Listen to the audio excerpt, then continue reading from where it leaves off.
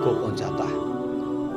پانچواں، مسجد بنوائی ہو، کوئی اللہ پاک کی رضا کے لیے مسجد بنوائی ہو، لوگ اس میں نماز پڑھیں، لوگ اس میں اللہ کا ذکر کریں، لوگ اس میں قرآن پڑھیں، اور وہ ثواب اس انسان کی روح کو پہنچتی ہے۔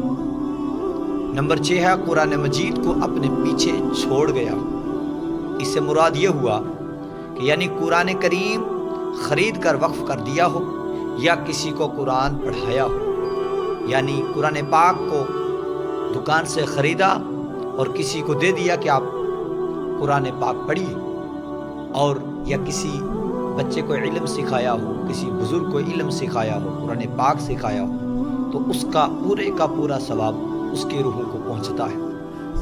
اور نمبر 7، اپنے پیچھے نیک اولاد چھوڑی ہو جو اس کے مرنے کے بعد اس کے لیے دعائے مغفرت کرتی ہو۔ سبحان اللہ، سبحان اللہ۔ دیکھیے میرے بھائیوں، اپنے بچوں کو قرآن پڑھائیے، اپنے بچوں کو نماز پڑھائیے، اپنے بچوں کو ان چیزوں کی تربیت کیجیے۔ صدقہ جاریہ جو ہیں وہ یہ کام ہے، اور اپنے بچوں کو جب آپ قرآن پڑھائیں گے تو اس دنیا میں بھی جانے کے بعد انشاءاللہ تعالی آپ قبر میں بھی زندہ رہیں گے۔